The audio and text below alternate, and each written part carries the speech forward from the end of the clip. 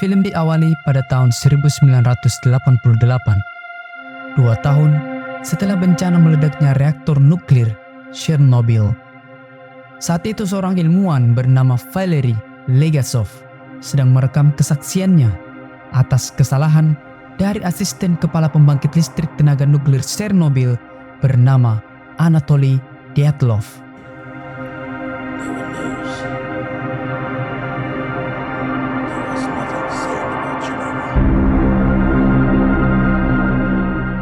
Legasov pun melihat keluar jendela, di mana dia adalah saksi ahli yang memberikan keterangan mengenai kesalahan Dyatlov yang membuat Chernobyl meledak dan menjadi bencana nuklir terbesar dalam sejarah manusia. Namun karena kesaksiannya itu, Legasov akhirnya harus diawasi 24 jam oleh Partai Komunis Rusia, yaitu KGB. Setelah merekam kesaksiannya di dalam sebuah kaset, Legasov lalu menyimpan kaset tersebut di samping apartemennya, di dalam sebuah ventilasi. Setelah itu, Legasov masuk kembali ke dalam apartemennya dan bunuh diri.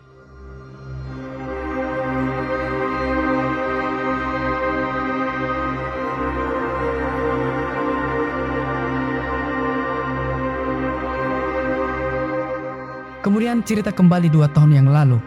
Saat itu, Vasily, anggota pemadam kebakaran, dan istrinya Lyudmila menyaksikan bagaimana reaktor nuklir Chernobyl meledak dari jendela apartemen mereka. Sementara itu, di dalam pusat kendali reaktor nuklir, Dyatlov mendapatkan kabar dari salah satu teknisi bahwa pusat reaktor nuklir telah meledak. Dyatlov lalu memerintahkan Akimov untuk memanggil petugas pemadam kebakaran ke lokasi ledakan tersebut. Kemudian Dyatlov pergi dan melihat dampak yang ditimbulkan dari ledakan itu.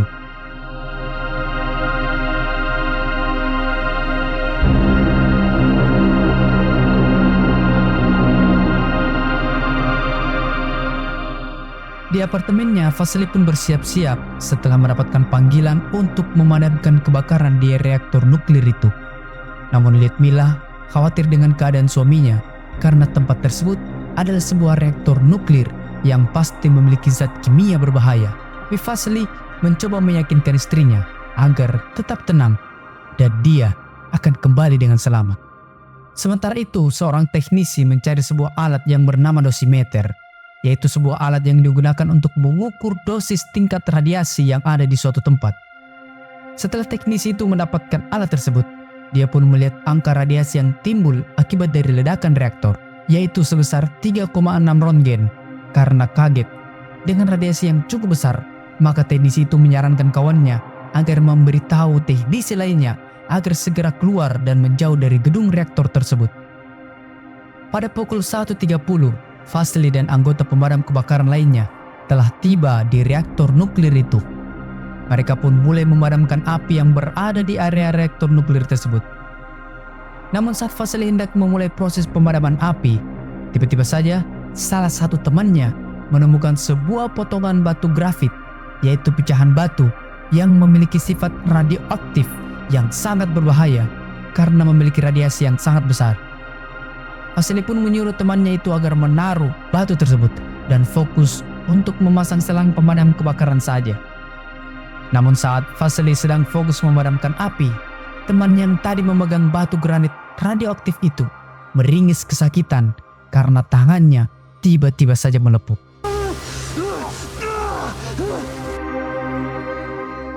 Sementara itu, seorang teknisi masuk ke dalam ruang kendali dan mengabari Dyatlov bahwa inti reaktor sudah terbakar. Namun Dyatlov malah mengabaikannya dan menganggap bahwa teknisi tersebut hanya berkhayal karena kelelahan. Akimov pun mulai menyadari bahwa mereka sedang dalam situasi yang berbahaya. Namun Dyatlov terus saja mencoba menjalankan kendali reaktor sesuai dengan rencana awal. Bahkan Dyatlov menyuruh Akimov untuk memanggil personel shift siang untuk segera masuk bekerja saat itu juga. Mau tidak mau, Akimov harus menjalankan perintah dari atasannya tersebut.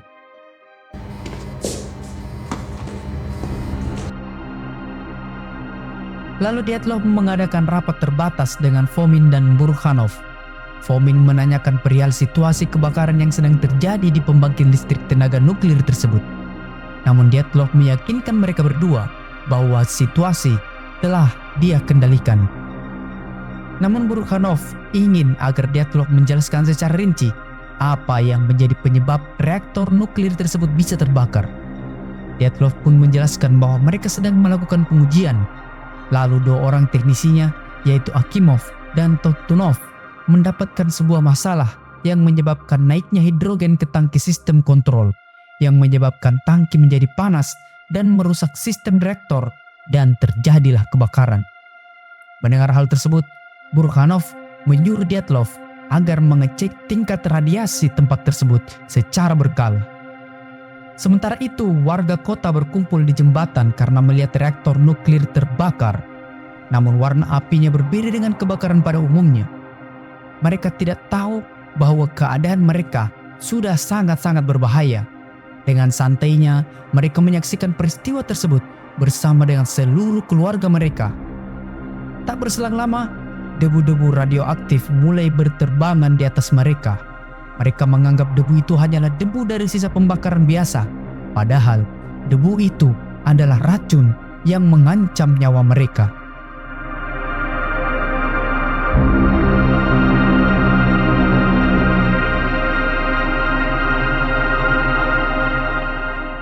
Kemudian di dalam ruang kendali, Akimov menginstruksikan agar beberapa teknisi membuka seluruh katup air agar inti reaktor bisa segera padam. Mereka harus mau melakukan hal tersebut karena jika tidak, jutaan orang di kota ini akan mati. Namun beberapa teknisi tersebut menolak perintah dari Akimov. Karena tidak ada yang mau pergi, maka Akimov dan Toptunov yang akan pergi membuka katup air itu, sedangkan kedua teknisi lainnya mengawasi ruang kendali.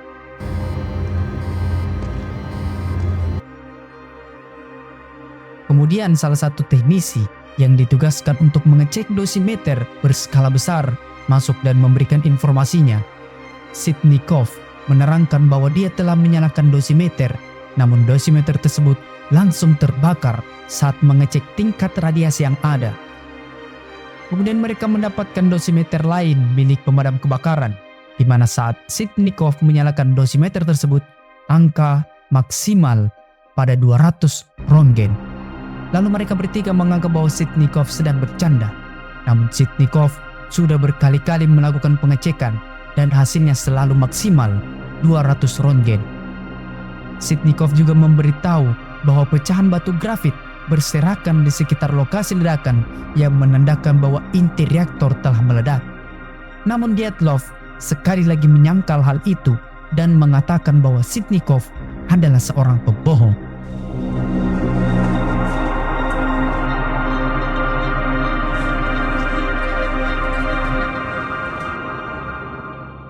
Sementara itu, 7 jam setelah ledakan di Institut Energi Nuklir Belarusia, seorang dosen sekaligus ilmuwan nuklir yaitu Ulana Homyuk mendapatkan alarm yang mendeteksi adanya tingkat radiasi nuklir di sekitar institut tersebut.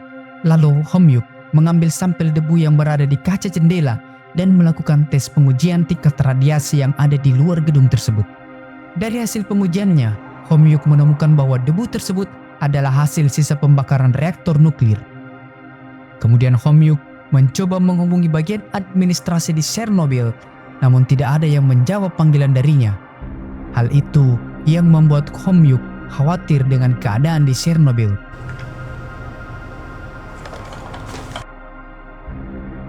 Sementara itu di rumah sakit, para warga mulai berdatangan akibat dari paparan radiasi dari ledakan reaktor nuklir Chernobyl. Para dokter dan perawat pun mulai kewalahan dengan pasien yang sangat banyak. Kemudian para perawat mulai melepaskan pakaian para pemadam kebakaran. Begitupun dengan Vasily yang memiliki wajah dan kulit yang telah terbakar karena sudah terkontaminasi dari radiasi nuklir.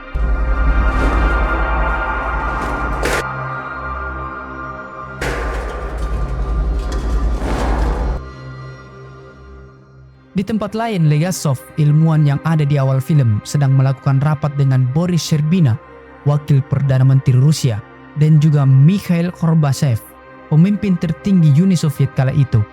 serta beberapa jenderal yang ditugaskan untuk menangani kasus ledakan reaktor nuklir Chernobyl. Mereka pun merencanakan agar informasi tentang ledakan reaktor nuklir Chernobyl tidak diketahui oleh dunia luar. Legasov kemudian memberitahu temuannya, di mana dia mendapatkan informasi bahwa seorang petugas damkar menemukan pecahan batu grafit di sekitar area ledakan. Itu artinya inti reaktor yang meledak, dan itu sangat-sangat berbahaya. Namun para dewan menganggap Legasov sedang berhalusinasi dan memiliki informasi yang keliru. Setelah rapat usai, Boris dan Legasov pergi menuju reaktor nuklir dengan menggunakan helikopter militer. Saat sudah dekat dengan reaktor nuklir Chernobyl, Legasov memerintahkan agar segera menjauh karena reaktor nuklir tersebut sudah mengeluarkan radiasi yang begitu besar. Namun Boris menolak dan memerintahkan agar melintasi reaktor nuklir tersebut supaya dia bisa melihat reaktor itu dari atas. Tapi Legasov meminta agar berputar sebelum mereka semua tewas karena radiasi dari reaktor nuklir itu. Akhirnya pilot helikopter itu pun menuruti Legasov dan memilih berputar dari reaktor nuklir tersebut. Sementara itu, Homyuk menemui Deputi Menteri Partai Komunis di Belarusia. Homyuk menyarankan kepada menteri tersebut agar segera mengevakuasi warga kota Belarusia karena reaktor nuklir Chernobyl telah meledak dan menerbangkan limbah radioaktif yang sangat berbahaya. Namun Deputi Menteri itu menolak saran dari Homyuk. Dia menegaskan bahwa informasi yang diterimanya bahwa reaktor nuklir Chernobyl hanya mengalami masalah teknis saja. Di malam hari, salah satu jenderal memberanikan diri untuk mengukur tingkat radiasi di dekat reaktor. Dengan menggunakan mobil lapis baja, ia memasang dosimeter yang akan mengukur tingkat radiasi. Setelah sang jenderal kembali, dia melaporkan kepada Boris bahwa dosimeter yang ia bawa menunjukkan radiasi sebesar 15.000 Röntgen. Legasov pun menjelaskan bahwa itu artinya dugaannya benar. Reaktor inti nuklir telah meledak dan menyebabkan penyebaran radiasi dengan skala besar. Jika mereka tidak bertindak dengan cepat, maka bisa saja radiasi reaktor Chernobyl memusnahkan seluruh penduduk Uni Soviet dan sekitarnya. Mendengar hal tersebut, Boris memerintahkan kepada prajurit untuk menangkap Burkhanov dan Fomin atas kelalaiannya sebagai penanggung jawab reaktor nuklir Chernobyl. 30 jam setelah ledakan, mereka kemudian menerima saran dari Legasov, di mana satu-satunya cara untuk memadamkan reaktor nuklir tersebut adalah menyiramnya dengan menggunakan pasir dan boron. Dengan menggunakan helikopter, mereka pun mulai menjalankan rencana tersebut. Namun saat helikopter pertama terlalu dekat dengan inti reaktor, yang membuat sinyal dari helikopter tersebut terputus, dan tidak lama kemudian helikopter tersebut keluar dari kumpulan asap radioaktif itu dan mengalami malfungsi dan akhirnya terjatuh.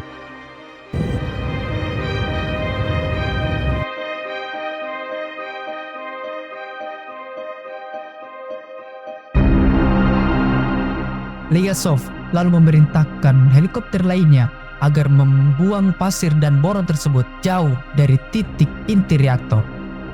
Kemudian Mikhail Gorbachev memerintahkan kepada para jenderalnya agar segera mengevakuasi warga yang berada dekat dengan reaktor nuklir Chernobyl, utamanya warga kota Pripyat, agar segera mengungsi demi keselamatan para penduduk kota. Seluruh warga pun mulai dievakuasi, bahkan pasien, perawat, serta dokter yang ada di rumah sakit kota Pripyat agar berhenti dan segera mengungsi keluar dari kota tersebut.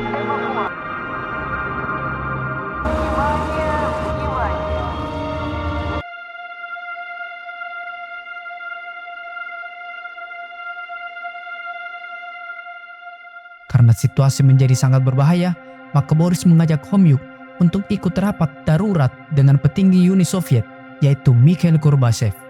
Setelah menjelaskan panjang lebar, pada intinya Legasov menerangkan bahwa mereka masih punya harapan, yaitu dengan membuka pintu air pada tangki yang ada di dekat reaktor. Namun pintu air tersebut hanya bisa dibuka secara manual oleh 3 orang yang mau menjadi sukarelawan. We're asking for your permission to kill 3 men. Setelah itu, Legasov mengumpulkan beberapa orang di dalam sebuah ruangan. Legasov menjelaskan tentang situasi yang dihadapi oleh Uni Soviet untuk mencegah radiasi penyebaran lebih banyak lagi. Maka dia menginginkan 3 orang yang rela mengorbankan nyawanya untuk masuk ke dalam fasilitas reaktor nuklir tersebut dan membuka tangki air yang ada di dekat reaktor itu. Namun salah satu pekerja yang ada di ruangan itu mempertanyakan bagaimana mungkin mereka masuk kembali ke dalam fasilitas reaktor nuklir yang sedang terbakar.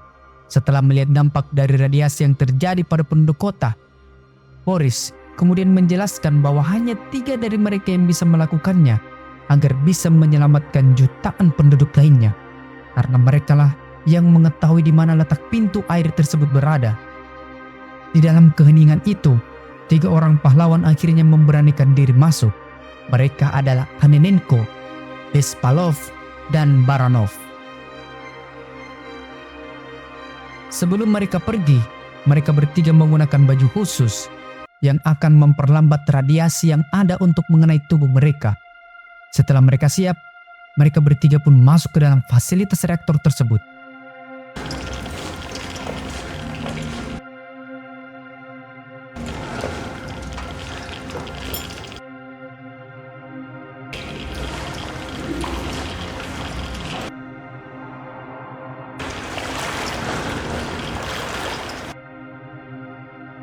Setelah berjalan cukup lama, akhirnya mereka sampai ke titik tangki air. Tanpa berlama-lama, mereka pun memutar keran air tersebut. Setelah itu mereka segera kembali keluar dari fasilitas reaktor nuklir tersebut. Mereka pun disambut sebagai pahlawan karena berhasil melaksanakan tugas yang sangat berbahaya ini. Sementara itu, di rumah sakit NAM di kota Moskow, Lyudmila mencoba mencari suaminya Vasily. Namun perawat di rumah sakit tersebut melarang Lyudmila untuk masuk karena Vasily memiliki radiasi yang ada di tubuhnya dan bisa saja radiasi itu berpindah kepada Lyudmila. Tapi Lyudmila tidak peduli dan berharap perawat tersebut menunjukkan kamar suaminya dirawat. Karena kasihan, maka perawat itu menunjukkan di mana kamar suaminya berada. Setibanya di kamar Vasily, Lyudmila sangat bahagia bisa melihat suaminya kembali. Sementara itu, Boris memberitahu Gorbachev bahwa mereka sudah berhasil memadamkan api dari inti reaktor. Namun masalah selanjutnya adalah inti reaktor itu meleleh terlalu cepat, tidak sesuai dengan perkiraannya. Dan jika reaktor tersebut berhasil masuk ke dalam tanah, maka akan mencemari air tanah yang terhubung dengan sungai Pripyat dan sungai Dnieper yang menjadi sumber air untuk 50 juta penduduk. Maka untuk mengantisipasi itu, Boris meminta seluruh cadangan nitrogen Uni Soviet. Gorbachev pun menyetujui hal tersebut demi kepentingan negara Uni Soviet. I don't want questions. I want to know when this will be over. Setelah itu, Boris meminta kepada Legasov menjelaskan bagaimana efek radiasi kepada petugas damkar atau ketiga laki-laki yang telah menyelam ke tangki air. Legasov mengatakan bahwa mereka semua yang terkena radiasi berat, tubuh mereka akan melepuh dan memerah, lalu menghitam, lalu pasien akan terlihat membaik, tapi kenyataannya tidak. Kemudian sel mereka menjadi rusak dan juga sumsum tulang belakang mereka. Sistem kekebalan tubuh mereka menjadi tidak berfungsi, organ tubuh dan jaringan lunak mereka terurai, pembuluh darah serta urat nadi mereka menjadi bocor, dan mereka akan merasakan sakit yang sangat luar biasa. Mereka hanya bisa bertahan antara 3 hari hingga 3 minggu, kemudian meninggal. In 3 days to 3 weeks, you're dead.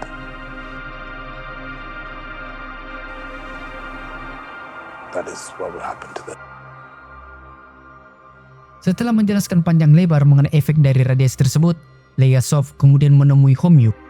Homyuk yang sedang melakukan kalkulasi kemungkinan penyebab dari ledakan reaktor nuklir Chernobyl tersebut menyimpulkan bahwa reaktor itu mustahil bisa meledak.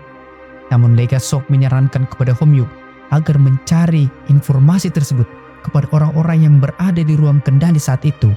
Mereka adalah Dyatlov, Akimov, dan juga Toptunov. Mereka sedang dirawat di rumah sakit NAM di kota Moskow. They're still alive. Talk to them. Because if we don't find out how this happened, it will happen again. Sementara itu di salah satu tambang di Rusia, Menteri Pertambangan Shadov mengunjungi para penambang. Shadov meminta kepada seluruh penambang naik ke atas truk yang disediakan oleh pemerintah Uni Soviet karena mereka akan ditugaskan negara menuju Chernobyl. Awalnya mereka tidak setuju, namun karena Shadov menjelaskan misi ini adalah untuk menyelamatkan jutaan penduduk, maka mereka pun bersedia pergi ke Chernobyl. Sementara itu Lyudmila melihat keadaan suaminya yang mulai memburuk. Tubuhnya mulai melepuh parah akibat efek dari radiasi reaktor. Lyudmila sangat sedih melihat keadaan suaminya yang sangat-sangat menderita karena hal ini.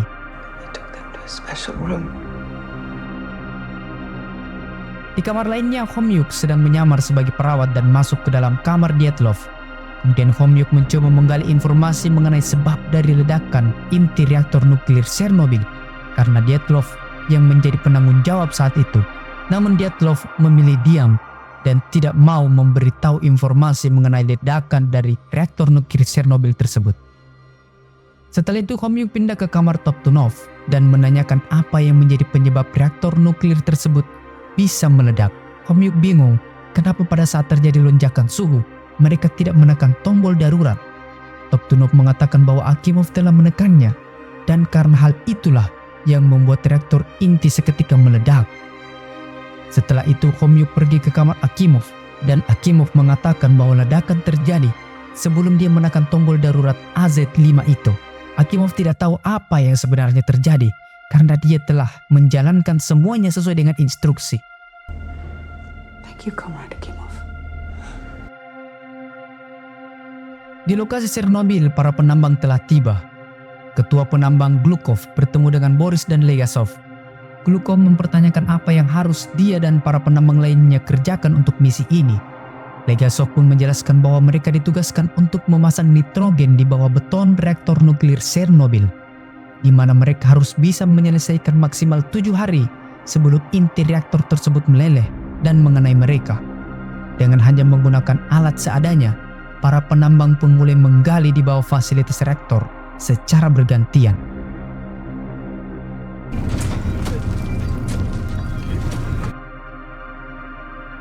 Setelah beberapa hari, Boris dan Legasov mengadakan rapat di Istana Negara. Boris memaparkan informasi perkembangan fasilitas reaktor yang sudah mulai padam. Begitupun dengan para pekerja yang telah menggali siang malam tanpa henti agar bisa memasukkan nitrogen ke titik lokasi inti reaktor. Kemudian Legasov menyampaikan bahwa untuk saat ini, wilayah dan desa yang berada di dalam radius 2.600 km persegi harus segera dievakuasi. Hewan-hewan yang berada di dalam radius itu harus dibunuh.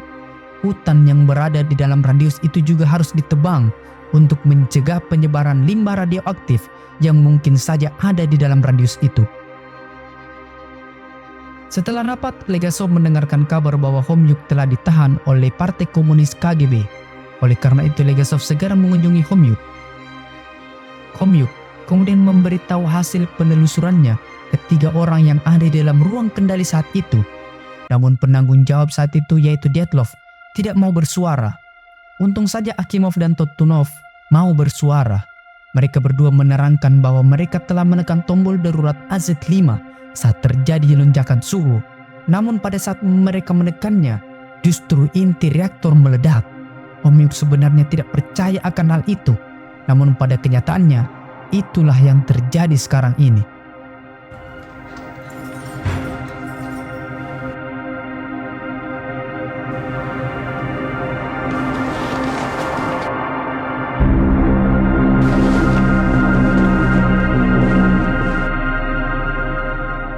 Sementara itu, sudah ada banyak pasien dari peristiwa ledakan reaktor Chernobyl telah meninggal. Mereka adalah Akimov, Toptunov, para anggota damkar, termasuk Vasily. Mereka kemudian dikubur dengan semen agar radiasi pada tubuhnya tidak keluar ke permukaan dan juga tidak masuk ke dalam tanah. Para anggota keluarga korban termasuk Lyudmila melihat suaminya telah dikubur. Dengan perasaan sedih, Lyudmila menangisi kepergian suaminya tersebut. 4 bulan setelah ledakan, Boris dan Legasov berdiskusi mengenai upaya penutupan inti reaktor agar limbah radiasinya tidak terus terbang ke udara dan menyebar ke area sekitarnya.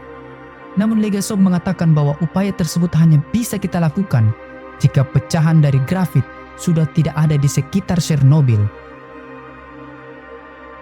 Namun fakta di lapangan, pecahan grafik itu masih sangat banyak dan memiliki radiasi yang sangat besar.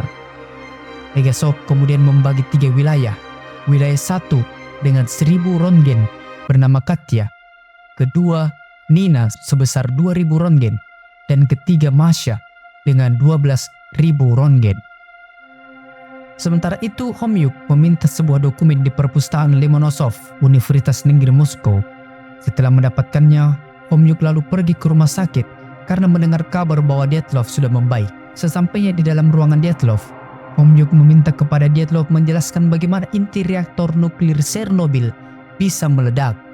Namun Dyatlov sekali lagi menolak permintaan dari Homyuk.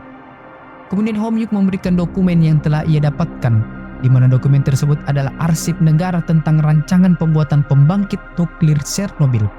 Namun di dalam dokumen tersebut ada 2 halaman yang hilang, dan itu adalah sebuah kejanggalan.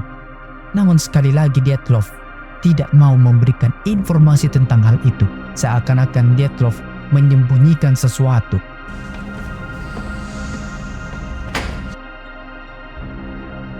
Sementara itu, sebuah robot didatangkan untuk menjatuhkan sisa pecahan grafik yang berada di atas gedung di dekat inti reaktor. Namun baru saja robot tersebut dijalankan, robot itu sudah rusak karena medan radiasi yang sangat besar membuat sirkuit dari robot tersebut seketika rusak.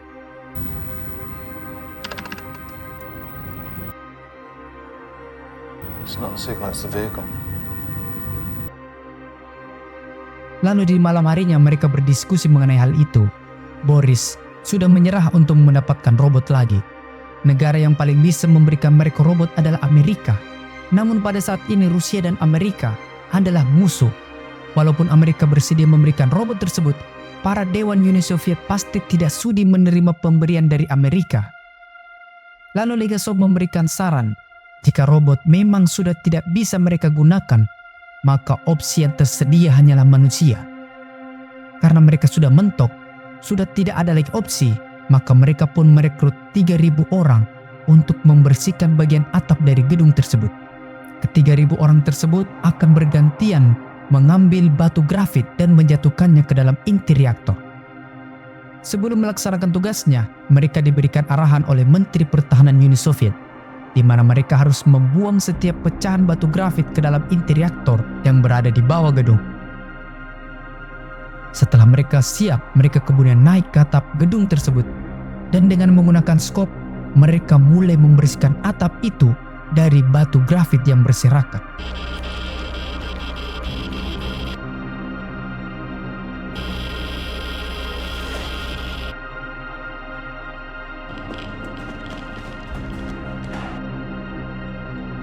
Sementara itu Boris, Legasov, dan Homyuk bertemu di dalam sebuah gedung.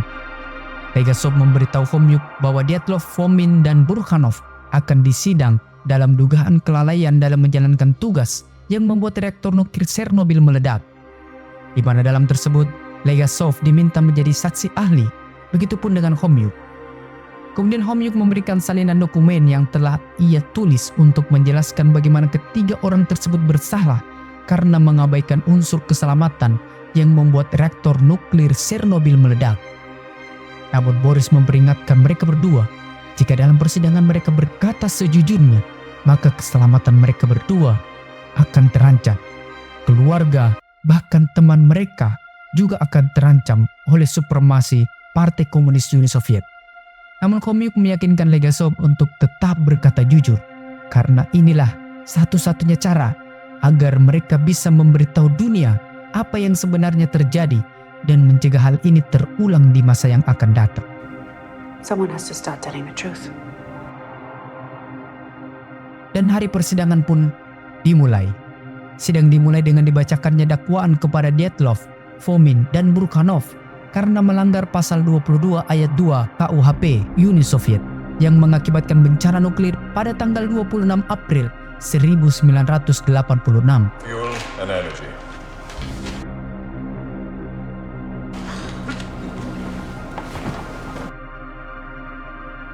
Setelah itu Boris memberikan kesaksiannya kepada Jaksa Agung mengenai segala hal yang dia ketahui tentang peristiwa tersebut. Pada sidang tersebut Boris mendemonstrasikan bagaimana ketiga terdakwa tidak melakukan uji tes keamanan secara menyeluruh pada reaktor nuklir Chernobyl. The first time they tried, they failed. The second time they tried, they failed. The third time they tried, they failed. The fourth time they tried was April 26. Setelah itu, Homyuk dipersilakan maju untuk memberikan kesaksiannya dalam sidang. Homyuk menjelaskan bahwa 10 jam sebelum bencana tersebut terjadi, reaktor nuklir Chernobyl mengalami penurunan daya listrik, di mana jika hal tersebut terjadi, maka seharusnya Dyatlov menunda pengujian reaktor nuklir tersebut. Tapi pada kenyataannya, Dyatlov bersama dengan 2 terdakwa lainnya menyuruh agar tes pengujian terus dilanjutkan dan berakhir pada kegagalan sistem yang membuat reaktor nuklir Chernobyl meledak. Kemudian saksi ahli ketiga, yaitu Legasov, maju dan memberikan kesaksiannya dalam sidang. Legasov menerangkan panjang lebar mengenai pendapatnya kenapa pembangkit listrik tenaga nuklir Chernobyl bisa meledak, yaitu karena para penanggung jawab sejatinya tidak paham secara teknis tentang mekanisme reaktor nuklir. Detik-detik sebelum reaktor nuklir tersebut meledak, Toptunov dan Akimov hendak mematikan reaktor yang telah terkontaminasi zat bernama xenon. Namun Dyatlov malah menyuruh kedua teknisi itu untuk melanjutkan, bahkan menyuruh mereka untuk menaikkan temperatur reaktor, karena jika tidak, mereka berdua akan dipecat. Walaupun menurutnya itu berbahaya, Akimov dan Toptunov tidak punya pilihan lain selain menaikkan kembali suhu inti reaktor. Hingga pada akhirnya, suhu pada reaktor meningkat drastis, di mana reaktor nuklir Chernobyl hanya dirancang untuk 3.200 MW, sedangkan suhu yang tercatat maksimal pada 33.000 MW. Tekanan pada inti reaktor membuat penutup inti reaktor tersebut terlempar dan membuat oksigen yang berada di luar masuk ke dalam inti reaktor dan bercampur dengan hidrogen serta grafit yang membuat ledakan dan menjadi bencana terparah di abad modern ini.